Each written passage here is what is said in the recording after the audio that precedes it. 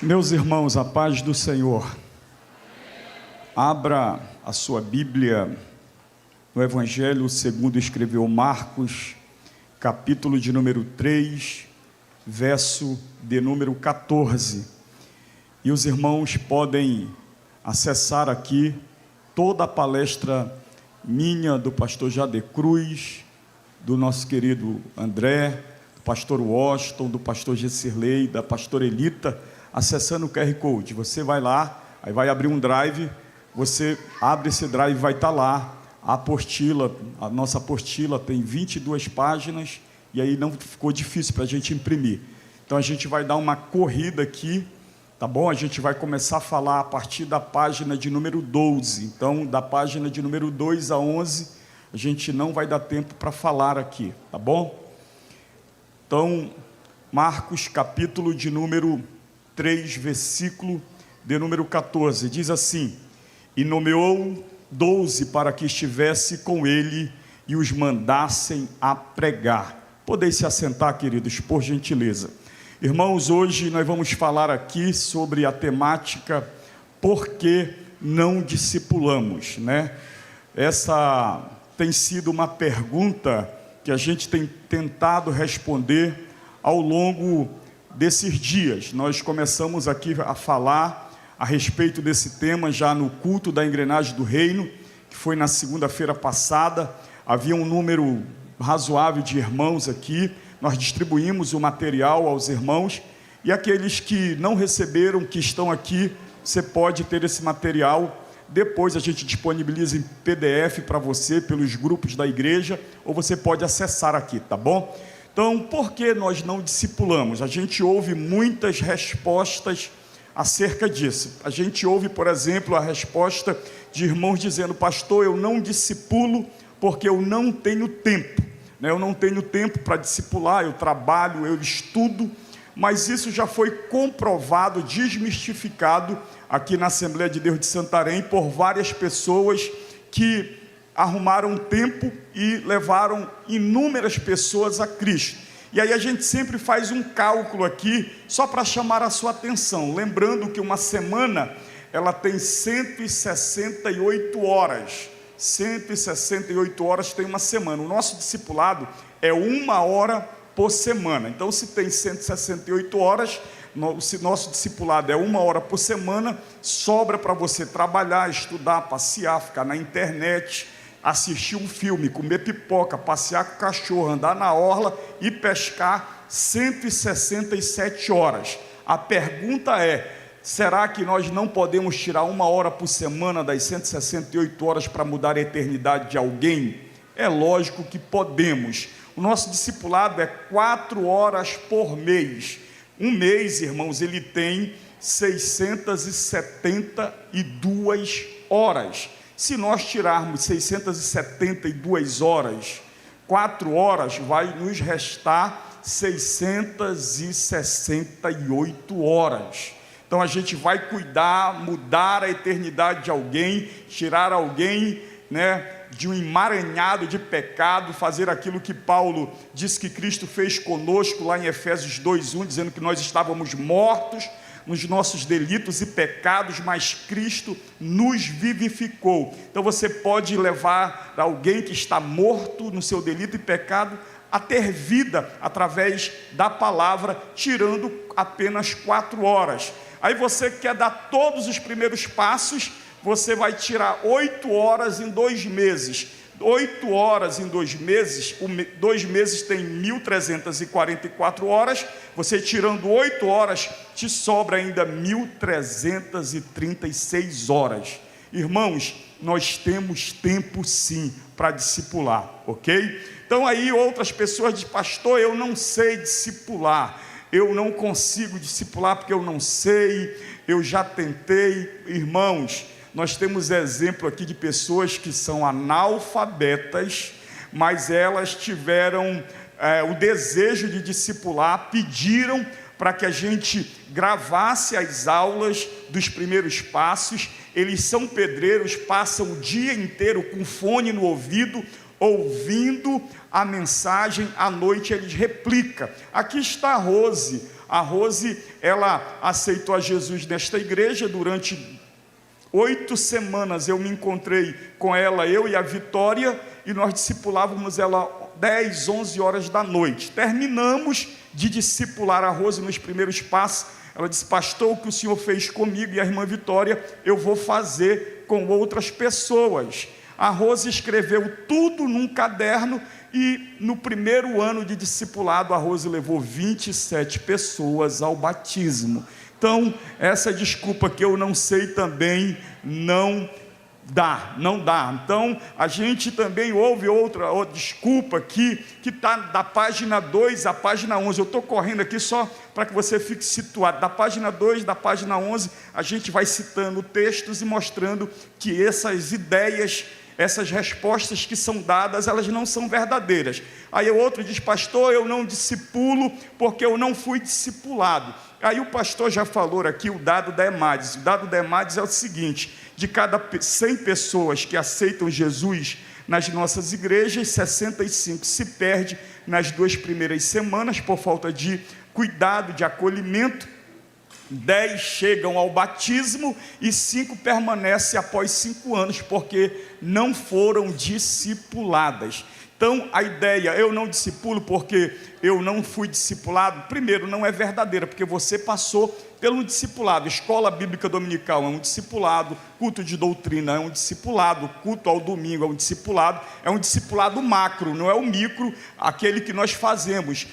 Só que ele não é suficiente. Então você é um sobrevivente dos 100 que aceitaram Jesus com você no mesmo período. Você é um sobrevivente. Aí a Bíblia diz que você deve olhar para o fraco e suportar a fraqueza dele, já que ele não consegue se manter. Você deve fazer aquilo que Romanos 15, a partir do versículo 1 diz: nós que somos fortes devemos suportar a fraqueza do fraco e não agradar nós mesmos naquilo que é bom para a edificação.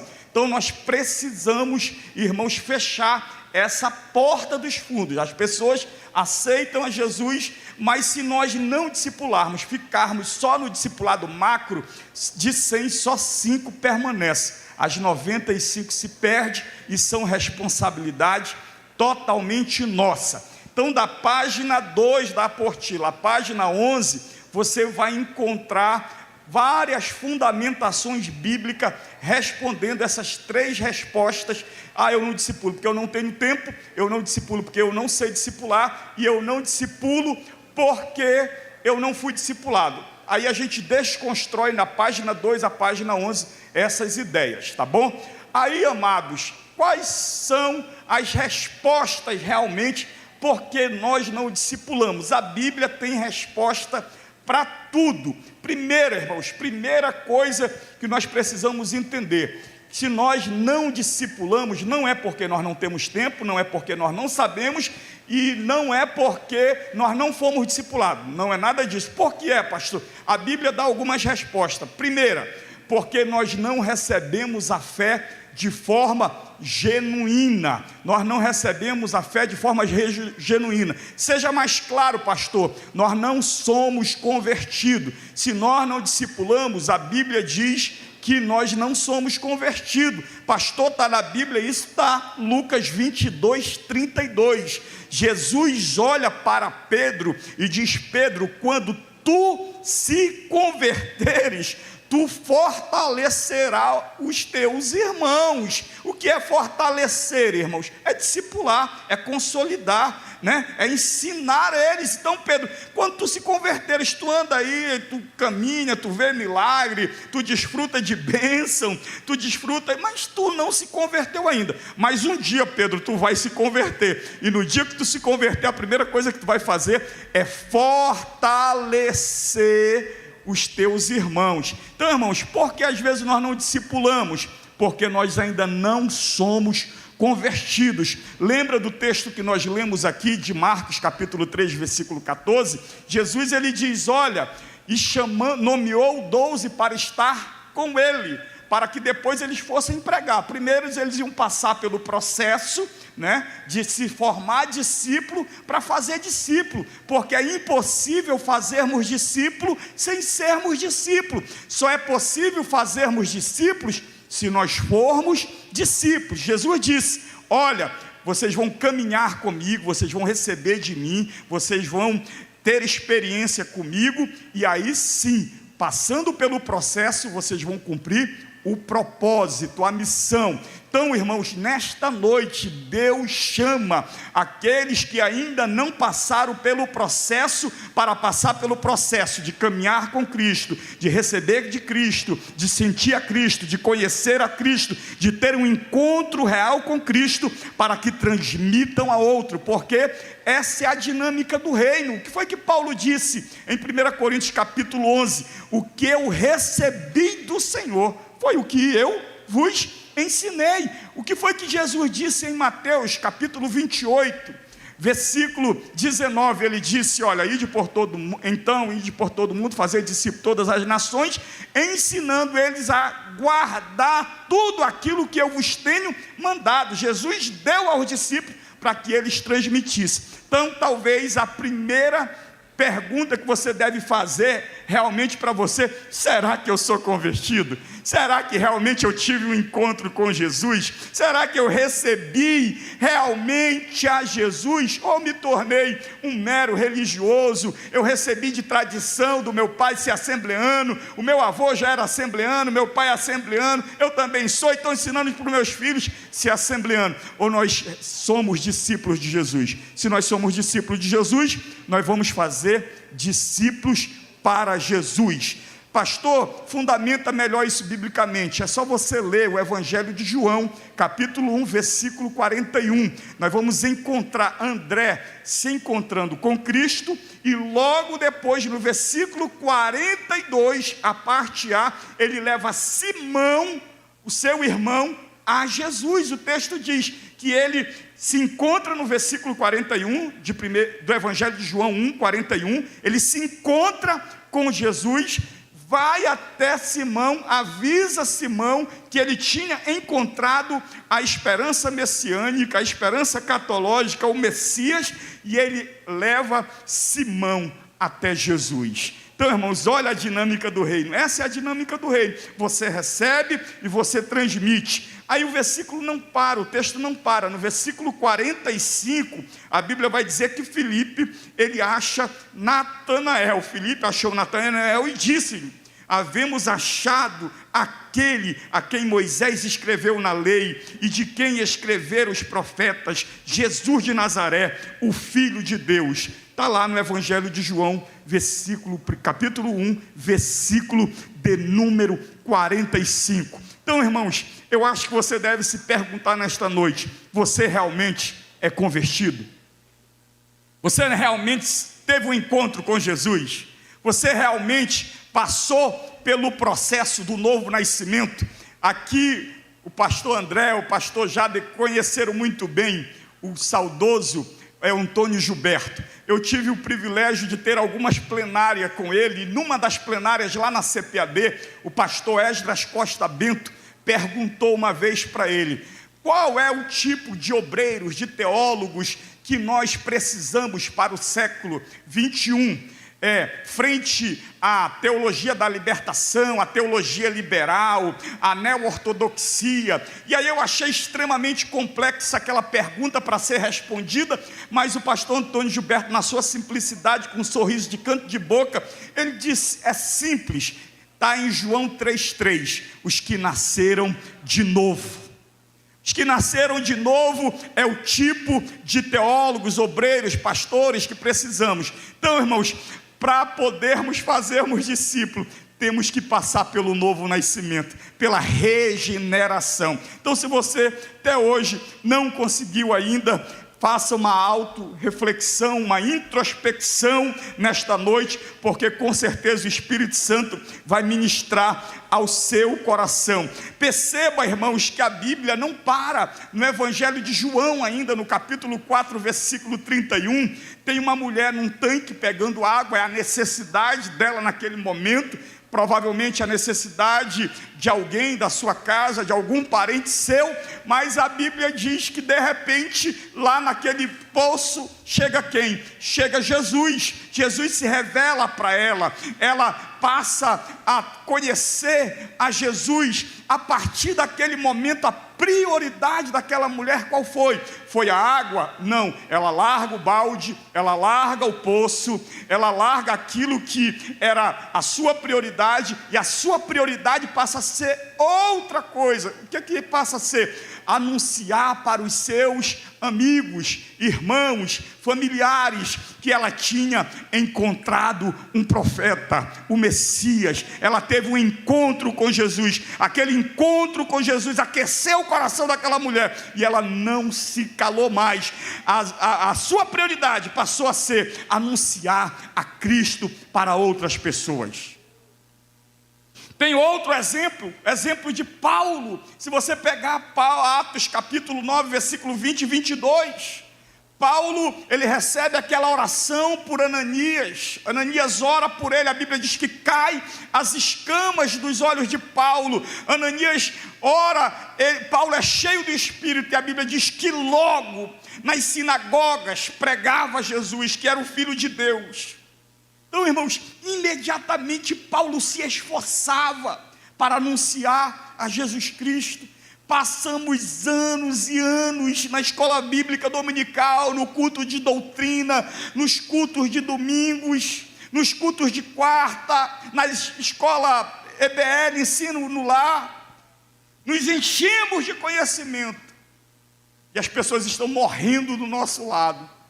Talvez a pergunta que você deve fazer, e que eu faço, é: será que realmente nós nascemos de novo? Então essa é a primeira pergunta que você deve fazer. Eu nasci de novo? Nasci, pastor, eu nasci. Beleza, eu não discordo de você, e nem digo que você não nasceu. É uma introspecção sua, é você que deve se examinar nesta noite. Tá, aí pode vir a segunda resposta: por que não discipulamos? Nesse processo da nossa caminhada, você começou orando, você começou pregando, falando para a sua família, mas houve algum atrapalho, e aí você perdeu a alegria da salvação.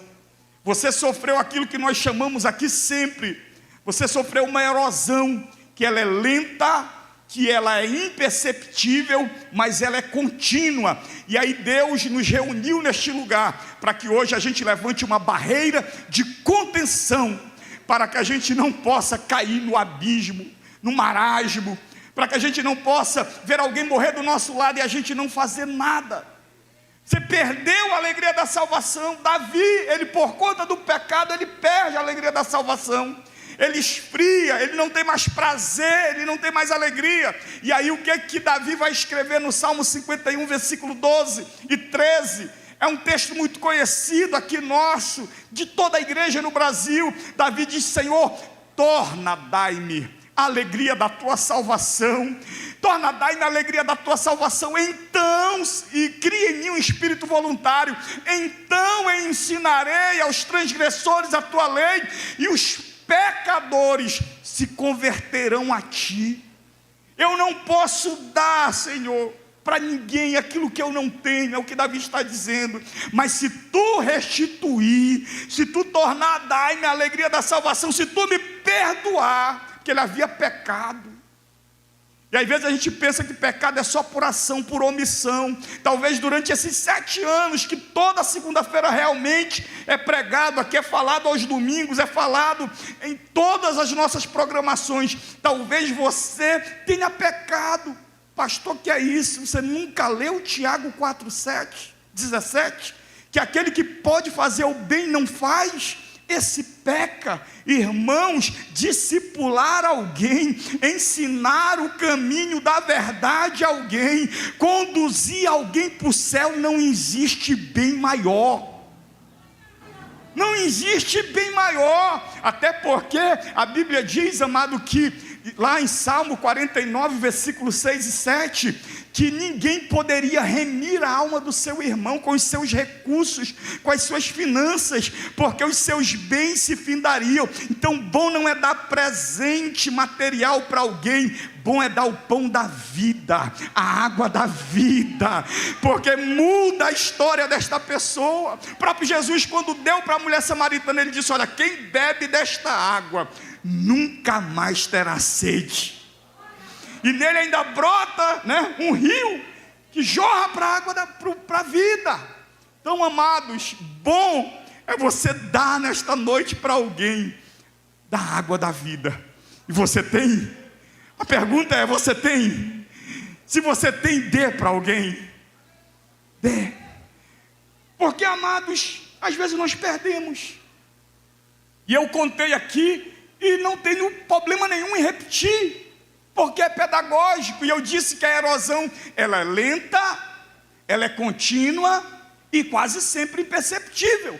E eu contei aqui uma situação que ocorreu comigo há um mês atrás, 2 meses atrás, que nós fomos para um batismo, eu e a Vitória, e aí lá nós tínhamos 18 pessoas para serem batizadas aqui do Templo Central. E chegando lá, a Vitória, ao encostarmos o carro, a Vitória viu um moço que estava bêbado em uma moto. Ela olhou para mim, ela disse: Ivanilson, vamos discipular, vamos pregar para aquele homem? Eu falei: vamos. Descemos do carro, fomos na direção dele.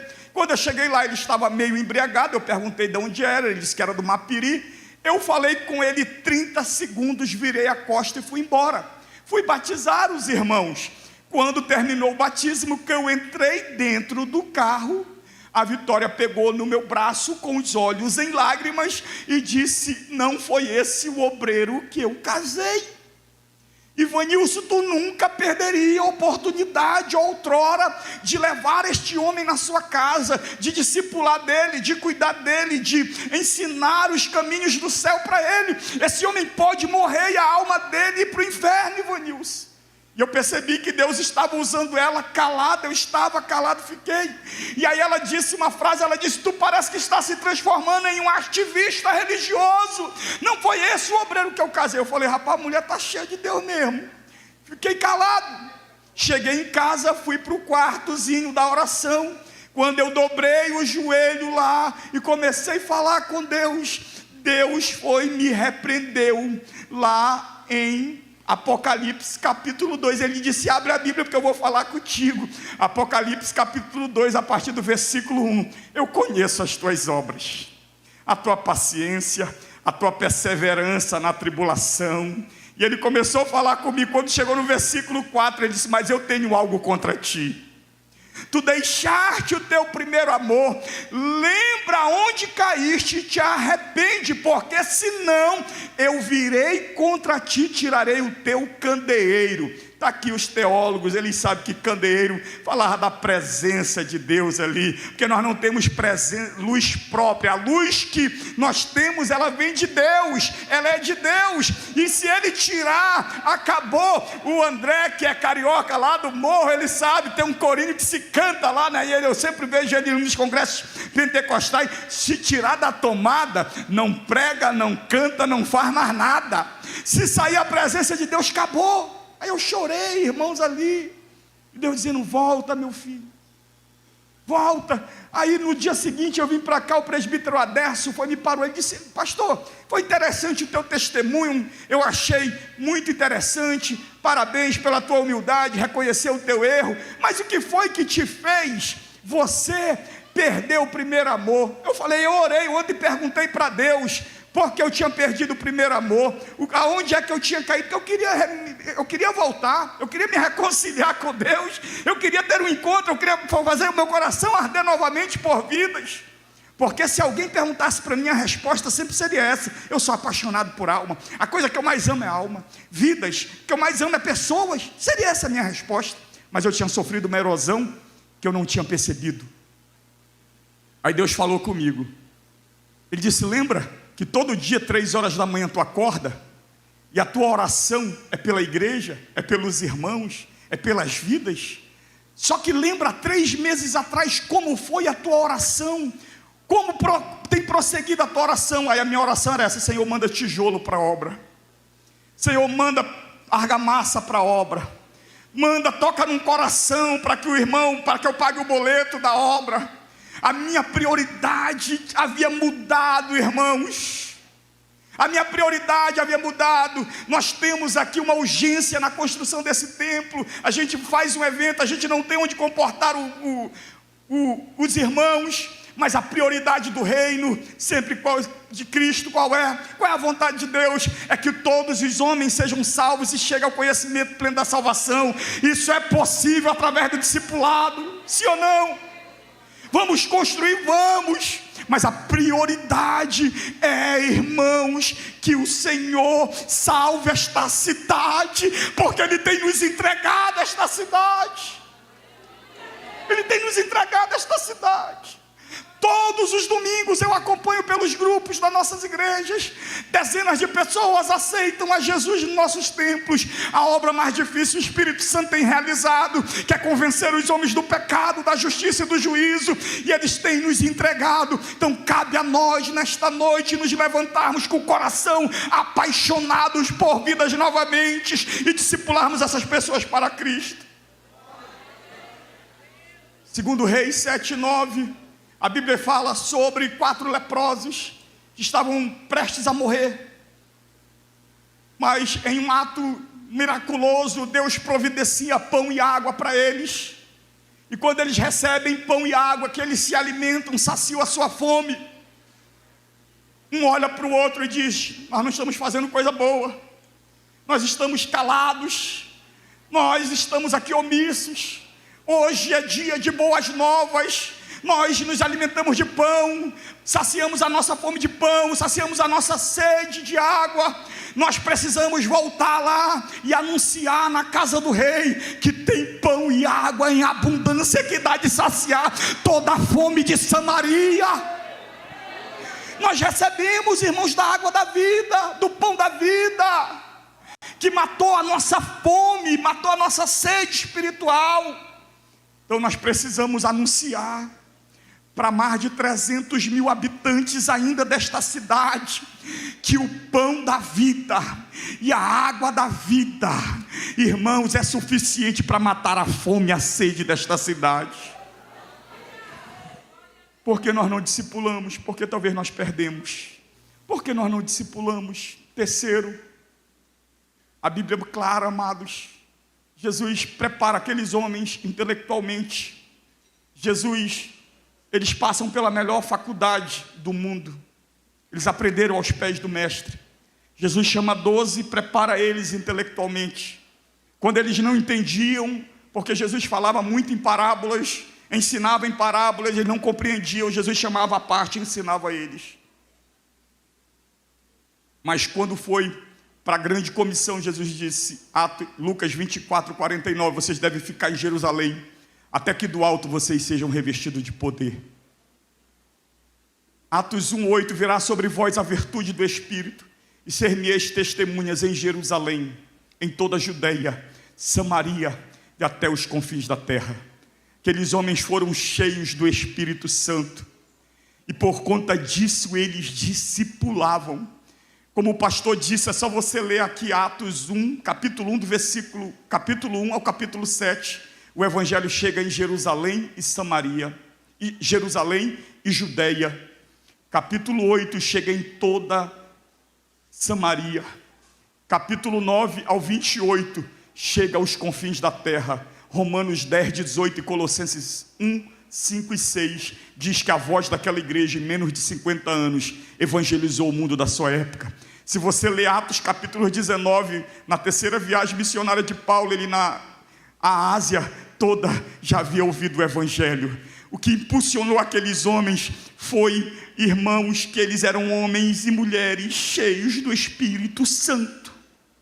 Por isso que Paulo escreve à igreja de Tessalônica, 1 Tessalonicenses 5,19, não apagueis o Espírito Santo. Por isso que Paulo escreve aos Efésios 5,18, não vos embriagueis com vinho que a contenda, mas sejam cheios do Espírito Santo. Porque, irmãos, o que nos leva para a obra missionária, para o discipulado, é o Espírito Santo. É Ele que nos impulsiona, é Ele que nos dá o fruto. de Gálatas 5:23, o amor. Amados, precisamos nos encher. Pastor, eu sou cheia, porque o senhor ainda não viu eu pregando. Quando eu prego é muita língua estranha. Eu profetizo, tenho visão. O senhor não me conhece, eu sou cheio. Mas não discipula? Tem alguma coisa estranha. Tem alguma coisa estranha. Porque aquela igreja, ao ser cheia, ela discipulou. Ela impactou o mundo da sua época. Talvez você recebeu um dia, mas perdeu, igual Sansão. Juízes 16:20. E não sabia Sansão que o Espírito do Senhor havia se retirado dele. Sansão não sabia.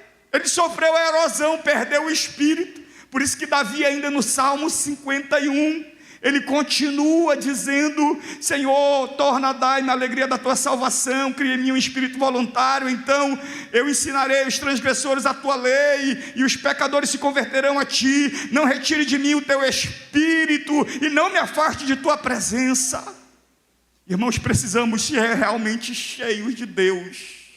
Eu falei aqui no culto da engrenagem, o testemunho que o pastor Messias pregou aqui, ensinando uma vez. Ele disse que entrou num avião de Curitiba para Brasília. Quando ele sentou, que deu o aviso, desataram os cintos, um jovem se levantou do lado dele, abriu uma Bíblia gigante, tirou vários folhetos e saiu correndo em cada banco, entregou os prospectos e falou: Jesus te ama, te salva, te liberta, te leva para o céu. Jesus te ama. E até que a aeromoça não pode, mas já tinha evangelizado os 162 passageiros. Ele vai e entrega para o pastor Messias e disse aqui: receba a palavra de Deus, porque Jesus pode te salvar, te libertar e te levar para o céu. Ele disse: não, filho, eu sou pastor. Ele disse: o quê? Tu é pastor e tu não me ajudou a discipular, a ensinar essas pessoas o caminho do céu? Talvez seja a última oportunidade que eles tenham, talvez nenhum deles nunca foi numa igreja. O Senhor colocou 2 crentes nesse avião, dando a oportunidade para a gente evangelizar eles. E tu ficou calado aqui, pastor, que vergonha, eu não queria ser pastor assim. Aí sentou do lado dele, o pastor Messias disse que ficou sem graça, entendeu que Deus estava falando com ele, ele baixou a cabeça: Senhor, o que está acontecendo comigo? Ele disse: Messias, tem uma diferença entre você e ele. Tu conhece tudo sobre dogmas e doutrina. Tu conhece tudo sobre grego, hebraico. Tu é um grande exegeta conhecido nacionalmente. Tu prega bonito, até ensinando português. O problema é que ele não tem nada disso, mas ele está cheio do Espírito. Quem está cheio transborda. Quem está cheio transborda, irmão. Pastor, eu estou cheio, não transbordou ainda, está nada, irmão. Está meia boca, mas hoje o Deus que te enche está aqui. O Deus que enche a igreja está aqui.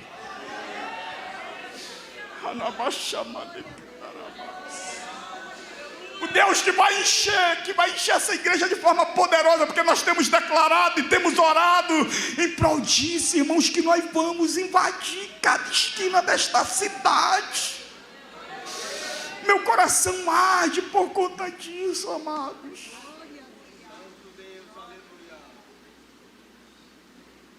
E para deixar um tempo, o pastor Jade Cruz: por que nós não discipulamos? Pastor, o senhor está enganado.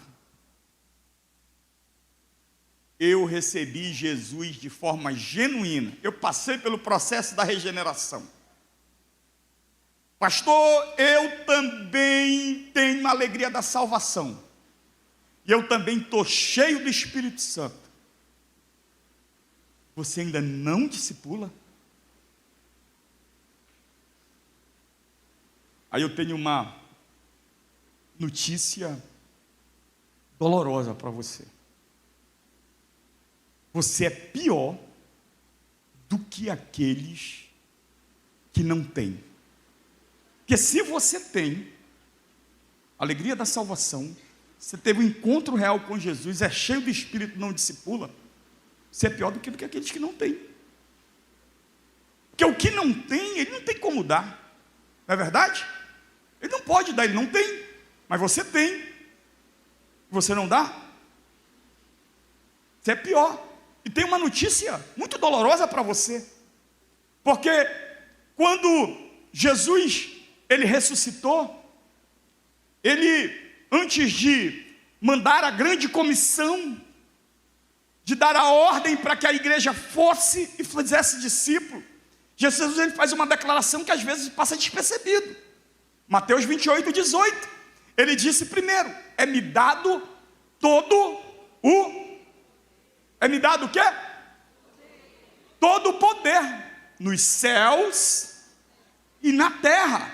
Jesus, ele ao ressuscitar e não havia mandado ainda a grande comissão, ele diz: é-me dado todo o poder nos céus e na terra. Ele está dizendo o seguinte: olha, eu tenho poder, eu tenho autoridade. Agora, nos céus e na terra, eu tenho poder, nos céus e na terra, eu vou dar uma ordem para vocês. Portanto, ide por todo o mundo e fazei discípulos de todas as nações, batizando-os em nome do Pai, do Filho e do Espírito Santo, ensinando eles a guardar tudo aquilo que eu vos tenho mandado. Irmãos, o pastor Walsh sempre diz aqui, não é minha essa grande comissão, foi eu que mandei, não é um projeto meu, não é um projeto de A ou de B, de homem. E olha que eu sempre digo aqui, e respeito muito a autoridade do pastor Walsh. Eu não tenho dúvida que ele é o nosso líder, que dia 30 de janeiro de 2018, quando ele ajoelhou aqui sobre esta igreja, que o pastor Gilberto impôs as mãos sobre ele, veio uma autoridade sobre ele, espiritual, sobre esta igreja. Eu não tenho dúvida disso. Eu estou debaixo dessa autoridade. Agora, quem nos mandou tem mais autoridade, tem mais poder, tem muito mais poder, tem poder, todo o poder nos céus e na terra. Então, se você não vai, é porque você é um rebelde, seria a palavra? Desobediente. Você é um desobediente, e você não está desobedecendo a homens, você está desobedecendo a Deus. Você é um infiel. Você não pode ser chamado de discípulo de Jesus, porque Jesus disse: vocês serão meus discípulos quando vocês fizerem o que eu vos... É a Bíblia, irmãos. Então, se eu não faço, eu não posso ser chamado de discípulo de Jesus. Aí, quais são as consequências disso? Só quero falar de duas, para entregar o microfone. Primeira, tem um cidadãozinho que resolve desobedecer. Vocês conhecem ele, prega sobre ele. E gosto muito daquela mensagem, vocês certamente, o caçador de jumenta do Marco Feliciano, Saul. Ele resolve desobedecer. Ele recebe o Espírito Santo, profetiza, se torna rei. Mas ele ficou soberbo. Se eu vou desobedecer. Aí Deus falava, mandava Samuel, dizia: olha, faz isso. Ele: não faço. Por que não faz? Porque eu não quero, vou fazer de outra forma. Vou fazer do meu jeito, do meu método. Meu método é melhor do que o dele. A minha maneira é melhor, é mais assertiva do que a dele. Deus, olhando do céu, deixou a primeira vez, segunda, na terceira Deus disse: parou. Fica tranquilo, Samuel, eu vou resolver esse problema. Eu tenho um que vai fazer tudo aquilo que eu mandar. Onde é que ele está? Ele está lá no meio do curral. Vai buscar ele, porque ele vai ser rei de Israel, ele vai ser o homem segundo o meu coração. Surge Davi. Aí a Bíblia diz que Samuel vai interceder por ele. 1 Samuel capítulo 16. Samuel está intercedendo por ele. Ele disse: olha, até quando tu terás dó dele, tendo eu o rejeitado? Irmãos, desobediente Deus rejeita. E aqui não é palavra para te afrontar, te meter medo, não é Bíblia. Se você não quiser, Deus vai levantar outro. Pastor, não vou fazer, fica tranquilo. Aquilo que Deus tem para fazer através desta igreja já foi declarado aqui várias vezes nesse púlpito por homens de Deus. Vai acontecer. Se você não se colocar na posição, Deus vai levantar outro. Só que quando Deus levantar outro, não fique emburrado, não faça cara feia porque foi rejeitado. Talvez o outro está do teu lado, que Deus vai levantar nesta noite. E eu tenho um exemplo claro disso. Eu era pastor da área 12, reuni 36 obreiros, Tinha uma congregaçãozinha que não tinha piso, nem telhado, nem fio. Tinha que colocar os fios, levar as cadeiras, 2 quarteirões dentro no areião, carregando num carrinho de mão. E eu reuni 36 obreiros, mas tinha 70 vidas lá. Reuni 36 obreiros. Tem algum obreiro aqui que quer dirigir lá um culto semanalmente? 15 minutos de silêncio. Falei, vou mudar a pergunta. Tem algum obreiro que quer 15 dias orar para ver se Deus confirma para que ele vá para lá? Mesmo silêncio. Fiquei triste, eu falei, meu rapaz, como é que vai ser dos 70 irmãos que tem lá? Quando eu saí fora da igreja, presbítero Joaci, não sei se ele está aqui. Não está. Ele, pastor, quando o senhor estava na reunião, eu recebi um telefonema da missionária Luciene. Ela disse que se não tiver nenhum obreiro, ela assume o trabalho lá. Eu falei, mas como se ela mora 3 quarteirões? Ela disse, e ela trabalha. Ele disse, não, ela já conversou no trabalho para ela pegar mais cedo, largar mais cedo, e ela já comprou um carrinho de mão para carregar as cadeiras. Ela fez o trabalho, hoje tem uma congregação bonita, cheia de almas salvas, transformadas pelo poder do Evangelho. Se você não quiser, irmãos, Deus levanta outro e te põe no teu lugar. Põe outro, ele enche, ele levanta uma criança, um jovem, um menino, mas a obra que ele tem para realizar, ele vai realizar. Porque Deus tem pressa em salvar esta cidade. E a última, para entregar no horário que foi combinado, 45 minutos para cada um. 1 Samuel capítulo 13.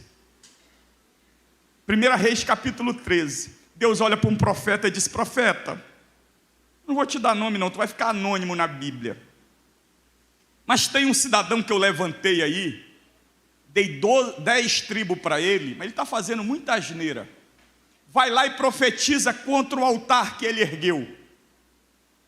Só que lá tu não come, tu não bebe, tu não volta pelo mesmo caminho, tu não descansa, tu entrega o recado e ponto final. Profeta, muito bem, vai lá e entrega a mensagem. Quando ele entrega a mensagem, o altar se fende, porque a mensagem era contra o altar que ele tinha levantado a outros deuses. Jeroboão se irrita, dá um tapa no profeta. A mão de Jeroboão seca. Quando a mão de Jeroboão seca, Jeroboão entende que era um profeta de Deus, pede clemência, o profeta ora por ele, a mão é restaurada. Jeroboão disse, senta aqui, come, bebe, descansa, amanhã tu retorna. Ele disse, não é esta a mensagem de Deus. A mensagem de Deus é que eu não volte pelo mesmo caminho, que eu não coma, que eu não beba, que eu não descanse. E eu vou cumprir ela. E aí ele volta. Quando ele está no meio da viagem, irmãos, cuidado com a erosão, que é lenta, que ela é imperceptível, mas ela é contínua e pode te jogar num abismo. Parece que ele sofre uma erosão no meio da viagem, cai no ouvido de um profeta velho. O profeta velho monta numa jumenta, vai atrás dele. E diz, eu também sou profeta. E um anjo do Senhor do céu me apareceu e disse que é para tu voltar a comer. E ele volta, irmãos, ele cai naquela conversa. Come, está bebendo, de repente o Espírito do Senhor veio sobre o profeta velho e disse, porque tu foste desobediente à palavra do Senhor, um leão te matará no caminho, e tu não serás sepultado com os teus pais, em sinal de desonra. Amados, tem muita gente morrendo, e que vai morrer, e que já está morto, no meio do caminho, só porque é desobediente a esta palavra. Mas o Deus que fere é o Deus que sara. O Deus que fere é o Deus que sara. O Deus que mata é o Deus que faz viver. E Ele está aqui nesta noite para levantar um exército de vivos. De vivos, irmãos. Para impactarmos essa cidade.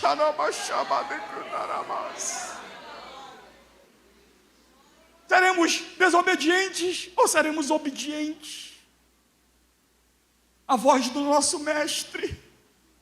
Eu queria que você curvasse a sua cabeça. Nós não temos tempo, mas que você fizesse uma introspecção nesta noite. Pastor, eu aceitei Jesus de verdade, eu tenho a alegria da salvação, eu sou cheio do Espírito, mas eu estou desobediente à voz do meu Senhor. Nesta noite, no poderoso nome de Jesus, receba o perdão, receba a restauração, se arrependa, meu irmão, porque está na Bíblia, Provérbios 28:13, que os que encobrem suas transgressões nunca prosperará, mas o que confessa e deixa alcançará misericórdia. Nós sempre pregamos Apocalipse 3:20, aonde Jesus diz: eis que estou à porta e bato, se alguém abrir, eu entrarei, cearei com ele, ele comigo. Deus quer ter comunhão com a sua igreja, Deus quer ter comunhão conosco, e só poderemos impactar esta cidade se realmente tivermos uma comunhão com Deus, irmãos. Não existe outro método. Todas as nossas habilidades, elas irão fracassar, mas se nós estivermos cheios de Deus, nenhuma casa, nenhuma rua, nenhum bairro desta cidade ficará sem ser impactado pelo poder do Evangelho. E sabe o que irá acontecer? Termino agora, entrego para o pastor Miranda aquilo que aconteceu em Atos capítulo de número 19. Quando Paulo chega lá, que encontra 12 discípulos. Conhece o Espírito Santo? Não, nós nunca ouvimos falar em Espírito Santo, então receba. Foram cheios e profetizavam. Sabe o que acontece, amados, naquela cidade? Um avivamento, aonde os livros de magia são trazidos em praça pública e queimados. Aí alguém tem uma ideia, vamos calcular o prejuízo do inferno? 50 mil peças de prata, é o impacto que é gerado no inferno. Eu quero declarar, e se você crer, erga sua mão aos céus, que os bares e prostíbulos, as bocas de fumo, os filhos drogados, alcoolizados, afeminados, serão impactados pelo poder que Deus usará esta igreja.